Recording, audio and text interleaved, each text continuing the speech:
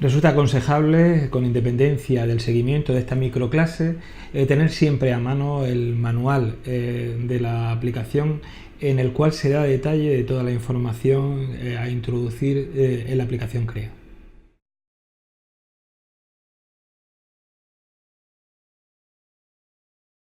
En la siguiente clase vamos a continuar introduciendo la información de carácter cualitativo que tiene que ver con la cumplimentación, para la redundancia, o la redacción de un proyecto de naturaleza productiva. En este caso vamos a intentar avanzar rápidamente en todas las cuestiones que tienen que ver con aspectos cualitativos que son específicos de una empresa. Cuando hacemos un plan de empresa es necesario realizar una presentación, un análisis del mercado. En este caso vamos a hablar de análisis del mercado de base, básico. Si contamos con información más detallada podemos adjuntarla en todo momento. Vamos a introducir también todas aquellas cuestiones que tienen que ver con la política de marketing. Y la política de marketing tiene a su vez otras políticas, como son la política de productos, la política de precios, la política de distribución y la política de promoción y publicidad. En ese sentido seguiríamos trabajando en nuestro menú lateral, que es un menú que debe resultarnos familiar. Entraríamos dentro del capítulo, en este caso presentación de productos, y en este caso nos hablan de la función principal, las funciones añadidas, la función básica y funciones añadidas del producto o servicio. Aquí lo que intentamos solucionar el problema que existe casi siempre es redactar una memoria, y es la página en blanco. Intentamos de algún modo ayudar a quien está completando una memoria para concretar su información, preguntando cuestiones muy concretas. Como siempre, utilizaremos el sistema estructurado de distintas opciones cerradas cuando sea posible, pero en este caso, al definir un producto o servicio, hemos planteado la necesidad de una función básica y una función añadida. Por ejemplo, una empresa puede ofrecer un servicio básico que sería una función básica que tiene que ver con cuestiones relativas a ofrecer servicios de restauración, o sea, hablamos de un restaurante, pero también puede tener una función añadida que sería la posibilidad de organizar eventos, reuniones, que sería una función que añaden a su función principal, que es lógicamente la de proveer un servicio de restaurante básico. En este caso lo incluiríamos en lo que sería en los dos campos memos que observamos en este espacio. Por otra parte, en este caso se observa si otra información de naturaleza estructurada, y en qué momento se encuentra el producto, si es un producto que está en fase de introducción, cuando es un producto nuevo que se está introduciendo en el mercado. Hablamos siempre de una fase de introducción en relación al sector, es decir, cuando es un producto novedoso, cuando es un producto que tiene algún tipo de novedad. Cuando ese producto deja de tener esa novedad porque van aflorando más empresas que lo están ofreciendo, estaríamos en una fase de crecimiento. Cuando ya existen muchas empresas y el producto es un producto que lleva relativamente bastante tiempo en el mercado, hablamos de un producto que está en fase de madurez, que es la situación que más se da, y en otra ocasión nos encontramos con productos o servicios que están en una fase de declive, en donde el interés es ofrecer servicios a aquellos clientes que se han rezagado. Hablamos, por ejemplo, de una empresa que se dedique a trabajar en la mecánica de coches antiguos, en la mecánica de antiguas cámaras fotográficas analógicas, etcétera, etcétera, etcétera.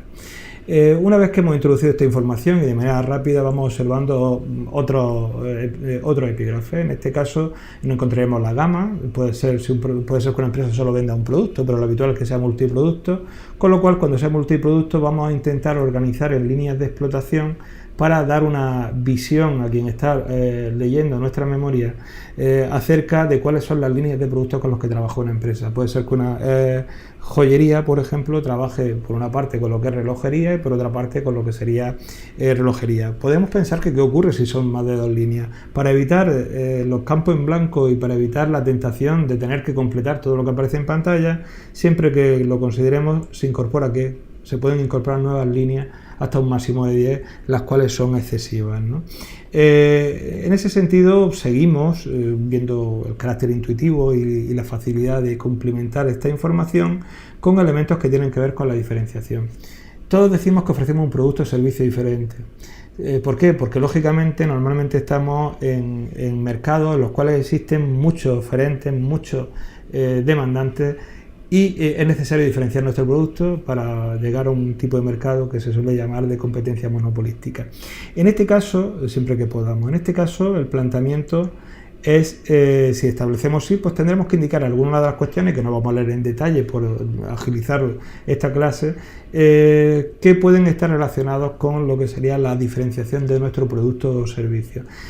Lógicamente los factores son de naturaleza muy diversa, como diversas son las empresas que pueden utilizar esta aplicación para cumplimentar su memoria. Es muy importante los cambios introducidos por la propia Unión Europea en la consideración de la innovación. La innovación, que es el siguiente epígrafe, va a ser necesaria argumentar en la mayoría de los casos porque la Unión Europea plantea que una ayuda, un incentivo siempre tiene que plantearse para una actividad que sea innovadora. Lo que es interesante por parte de la Unión Europea es que genera una serie de documentación básica, en este caso el manual de Oslo, para intentar definir y concretar uno de los aspectos más polémicos a la hora de considerar los distintos proyectos u operaciones que consideramos como innovación. En primer lugar puede existir lo que es la innovación general, la innovación radical. La innovación general o radical en el contexto de los grupos de acción local tiene que ver con hacer algo que no existe en el ámbito de actuación, para entendernos en la comarca. En ese caso podríamos indicar que inexistencia de la actividad en la comarca o localidad. Es decir, si no existe la actividad en la comarca o localidad, estaríamos hablando de innovación de tipo general. Pero lo que viene a decir el manual de Oslo es que la innovación no solo se produce de manera radical, sino que también se produce de manera incremental. ¿Qué quiere decir esto? Que la innovación puede afectar a aspectos particulares dentro de una empresa, dentro de una organización, y no tiene por qué suponer hacer algo que no se está haciendo en la comarca. Dicho de otro modo, el manual de Oslo determina que la innovación depende de cada empresa, de cada entidad, de cada organización. En ese sentido tendremos que ver si el proyecto que vamos a desarrollar supone alguna de las innovaciones. En el momento en que indiquemos que supone alguna de las innovaciones, tendremos que indicar o argumentar de algún modo el por qué se está incorporando esa innovación. Esas innovaciones pueden ser de producto, o sea, introducir un producto que hasta ahora mismo no estábamos comercializando. Suponemos que, por ejemplo, una empresa que comercializa, por ejemplo, pescado, tiene la posibilidad, en este caso, de venderlo con una transformación que le lleva a producir un producto, en este caso, con un tratamiento posterior a lo que sería la extracción. Imaginemos, por ejemplo, la posibilidad de envasado en tamaños familiares o en tamaños para familias monoparentales. En ese sentido, por ejemplo, estaríamos hablando de una innovación relativa al producto, pero a lo mejor hemos innovado porque estamos introduciendo un envase que resulta que es biodegradable, o estamos innovando porque estamos utilizando un sistema de trazabilidad que hasta ahora mismo no se estaba utilizando. Todas esas cuestiones se recogen en todos estos aspectos. Lo importante, como siempre que pulsemos alguna de las cuestiones, lo importante es el hecho de argumentarlo. No basta simplemente con decir que lo vamos a hacer, sino que tenemos que explicar por qué vamos a incorporar o cómo vamos a incorporar esa innovación. Para finalizar, nos queda una información que tiene que ver con el proceso básico de producción, que en algunas ocasiones será interesante y en otras no. Siempre será relevante cuando indiquemos que el proyecto da lugar a un incremento de valor en el proceso de transformación del producto. Tanto en ese caso como si señalamos que vamos a identificar cuál es el proceso básico de producción, salvo en esos casos no será necesario completar nada. Como siempre tenemos la posibilidad de introducir información relativa a cuestiones particulares como la distribución en planta, unos planos sobre las instalaciones, un diagrama de flujo de operaciones, muy interesante en la industria agroalimentaria, o un manual de procedimientos, documento que está normalmente asociado a lo que serían los certificados de calidad. Con esto habremos introducido la presentación del producto, pero también tendríamos que hablar de cuestiones relativas al análisis de mercado. En este caso, en el capítulo análisis de mercado, plantearíamos cuál sería el origen de las materias primas que estamos utilizando y, por otra parte, también plantearíamos cuál sería el destino principal del producto. Como observamos, información de naturaleza estructurada, muy básica. Siempre tenemos la posibilidad de juntar un estudio de mercado. En otro orden, existen también cuestiones relativas a lo que tiene que ver con la segmentación de mercado.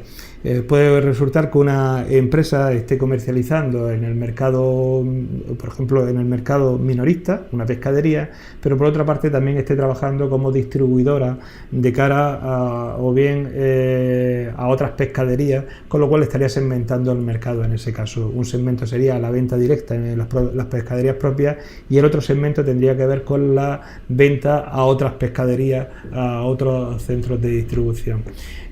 Por otra parte, a la hora, del mismo modo, tendríamos que hablar de cuestiones relativas a la clientela, cuestiones relativas a la competencia, donde aparece información existe información, por ejemplo, cuando existan competidores en el ámbito de referencia, pues tendríamos que enumerar los principales competidores. Por otra parte, si en el caso, por ejemplo, de la clientela, si está atomizada, es decir, si tenemos muchos clientes y ellos son pequeños, ninguno resulta relevante, no es necesario, pero si existe, por ejemplo, una empresa que tiene varios clientes principales, pues puede resultar interesante indicar cuáles serían esos clientes. Volvemos de nuevo e insistimos en la escalabilidad de la aplicación. Solicita información cuando hemos pulsado previamente alguna cuestión. Lo mismo ocurre con un indicador de competencia, donde también aparece si existen, o no existen barreras de entrada, indicando cuáles pueden ser en el mercado. Y por último tendríamos lo que tiene que ver con los proveedores, donde indicaríamos también nuestros principales proveedores, qué plazo de entrega, de qué municipio provienen y si el acceso a los mismos es bueno o es malo.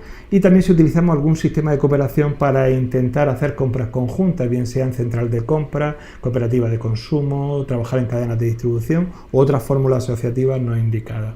Para terminar esta información bastante sencilla e intuitiva relativa a los aspectos cualitativos que tienen que ver con un plan de empresa al uso, terminaremos hablando del plan de marketing. Lógicamente no estamos hablando de un plan de marketing desarrollado por una consultora de marketing para una empresa importante, sino que estamos introduciendo cuestiones que son básicas.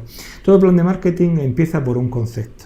Por ejemplo, el concepto de líder, por poner empresas por todos conocidas, es que la calidad no está reñida con el precio. El concepto, por ejemplo, de la empresa Smart, de venta, por ejemplo, de vehículos, es la movilidad y la movilidad urbana. Es decir, cuando hablamos de un concepto es que queremos transmitir con nuestro producto. El concepto es la base de cualquier política de marketing. Por ejemplo, si una empresa lo que quiere, por ejemplo, si estamos hablando de una empresa de gourmet, lo que está intentando buscar es productos selectos, productos o, por ejemplo, productos relacionados con lo que se conoce con el movimiento slow food. En este sentido, también existe una relación, una referencia a cuál es nuestro posicionamiento en precios, si nos alineamos con la competencia, si son ligeramente o sensiblemente. Una de las preguntas habituales en cualquier formación o la asistencia es que cuando se considera que son sensiblemente superiores. Pues si establecemos que las diferencias de precios son superiores o inferiores al 10%, podríamos hablar en este caso de sensiblemente superiores o inferiores en función de lo que hayamos indicado. También es interesante establecer cuáles serían unas referencias de precios para saber cuál es nuestro posicionamiento en relación a los precios a los que ofrece la competencia. En distribución, pues también tendríamos que hablar de cuáles son los distintos, cuáles son las características de nuestro canal de distribución. Dicho de otro modo, cómo hacemos llegar nuestro producto o servicio a la clientela, y en ese sentido una descripción de dichos canales de distribución. Y lo mismo ocurre para terminar en promoción o publicidad. Supongamos que la empresa tiene tal enjundia, tiene tal tamaño e importancia que cuenta con un plan de marketing desarrollado. Siempre tendríamos la posibilidad, al margen de esta información que resulta básica, pero suficiente en la práctica totalidad de los casos, siempre tendríamos la posibilidad de adjuntar un documento. Con ello habríamos concluido con la clase dedicada a la información a introducir en la redacción de memoria de proyectos productivos relativa a aspectos cualitativos que son específicos de la empresa y que no tienen que ver directamente con el procedimiento, salvo en aquellas cuestiones que tienen que ver, en algunas cuestiones puntuales que pudieran tener que ver con los criterios de selección determinados por el grupo de acción local o por la entidad en concreto que esté determinando el procedimiento. De este modo hemos observado que se trata de una información de carácter intuitivo. Como siempre indicamos, como indicamos en la introducción de cualquier microclase, siempre cuentan con la posibilidad y es recomendable de acceder al manual escrito, donde se realizan indicaciones precisas y detalladas de aquellos aspectos que lo merezcan.